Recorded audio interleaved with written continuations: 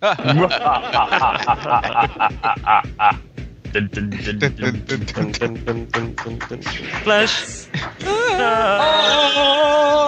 Of the universe. First.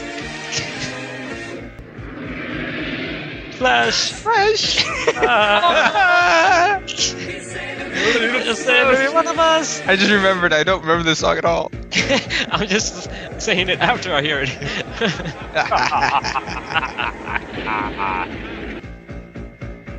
Flash! Oh, wait. Damn it. Universe. Something about the impossible. Oh, no. Oh, my God.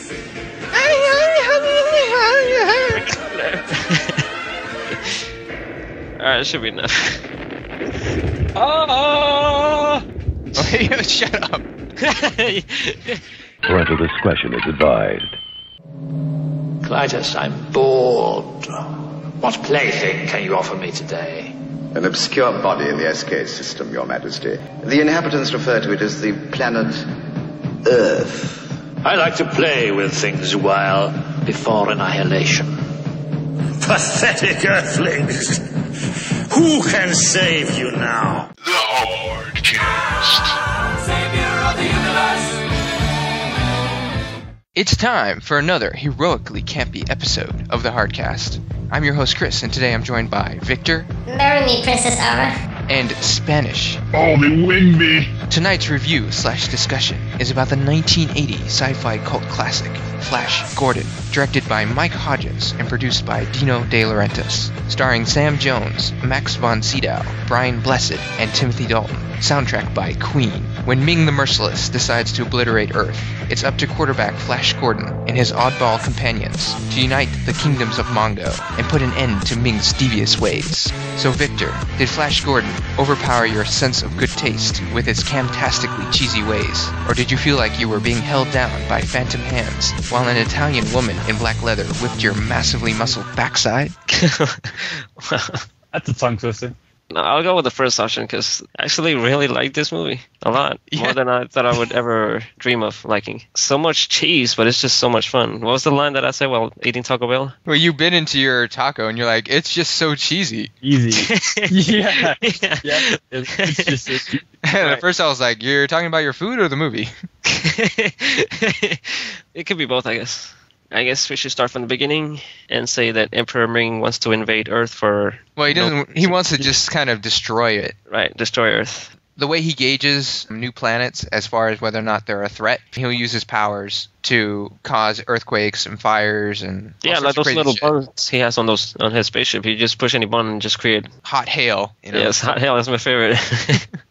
Volcanic eruptions. If the people just sort of go, oh, this is just normal occurrence or whatever, and they don't figure out that it's him doing it, then he just says, okay, whatever, and he leaves them alone. These people are not a threat because they're too primitive to figure out what's going on. But if they actually figure out that it's, what's going on and they try to stop him, or just the fact that they figure it out, that they have the technology or the intelligence to figure it out, means that they could be a threat, and then he just destroys them. Dr. Zarkov actually figures it out, tries to tell everyone about it, and then he gets in the rocket with Flash Gordon and Dale Arden, and they go up there to confront him. It's all because of all those actions that actually Ming wants to destroy Earth. You're saying it's my fault Earth is being destroyed. Precisely. That was actually something that was kind of unclear to me when I was a kid, when I watched the movie, because, it's in there, you have to listen to the dialogue, but it's kind of like they gloss over it kind of quickly. Yeah, thanks for clearing it up. I definitely did not realize that.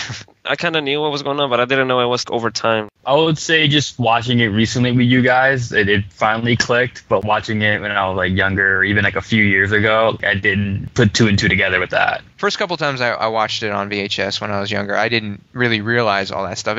There's a lot of things in the dialogue and the script that I've learned to appreciate more now that I'm older. There's a lot of little humorous lines that go by really quickly if you're not paying attention, or just parts of the story. Everything actually makes sense in the story, in the world, in the cheesy world that they create. Oh, well, we should also mention too, what do you guys think of the opening credits, with the comic book stuff? They were pretty cool. They paved the way for comic book intros of today. That is true. I do agree with that. Just Ming talking, and then he was moving his hands all maniacal-like. Yeah. That was pretty cool. a nice touch. And then we also have to mention, too, that we all watched the recently released Blu-ray from Universal, which actually looked really, really good. Oh, it did. Yeah. And I know because I've owned pretty much every version of Flash Gordon. I have the UK version, which has the Brian Blessed commentary, which I'll talk about later. And I also own the Savior of the Universe edition that came out on DVD, which has very nice packaging from Alex Ross. But definitely... You love your packages. Yeah. But definitely the Blu-ray is a huge step up. Some people have mentioned DNR issues, which is digital noise reduction. A lot of companies have been doing on the older movies, which kind of smooths everything out, gets rid of some of the detail, but makes things look more plasticky. And I did notice a little bit, but honestly, with a movie of this age, the way the movie looks, anyway, it's a very sort of unrealistic looking movie as far as that kind of otherworldly and very colorful and kind of fake. Yeah, like fake looking, but on purpose. So I think it doesn't really take away from the movie, and it looks really good in high def. Much better than the DVDs I've had. All right. Well, basically, you see Flash Gordon get into an airplane with this other chick who happens to be, what is she, like a reporter? Or Yeah, Dale Arden. Yeah, she's a journalist. Yeah, so they get on the plane and they start talking. And that's He a pretty starts shitty flirting plane. with her. Yes. A very Well, small yeah, plane. it was a Cessna, right? Probably one of those types. Yeah, probably the similar model that Aaliyah died on. That's so small, but awesome. For your sports nuts out there, Corey Lido of the Yankees, or formerly of the Yankees. See, that's why we get you, Spanish. Because Yeah. those little tidbits like that, that's what really brings in the listenership. Right. Okay, keep going. Anyway, Keep going, Vic. Yeah. so yeah, they're on a plane and they start to get turbulence, and Flash is like, "Oh, don't worry, it's just normal." And he starts explaining, like, Yeah, you can tell what Dale is really not used to flying. yeah. So he starts explaining what's going on, and he's like, "Yeah, this is all normal." And as soon as he says that, like, all of a sudden the clouds turn red and crazy shit starts. That was pretty funny. That's when like the lava lamp clouds start appearing. Yeah, they were weird, dude. It was like some trippy hippie stuff. Like, what the hell's going on? psychedelic. From what I learned from the Brian Blessed commentary, they apparently did that with aquariums. They injected different things into aquariums and filmed it, and then overlaid it, I guess, on blue Fun screen. fact. So it's definitely a very trippy, like you said, psychedelic look. It adds to the uniqueness of the movie. Yeah, this actually leads to one of my least favorite and extremely cheesy scenes in the movie.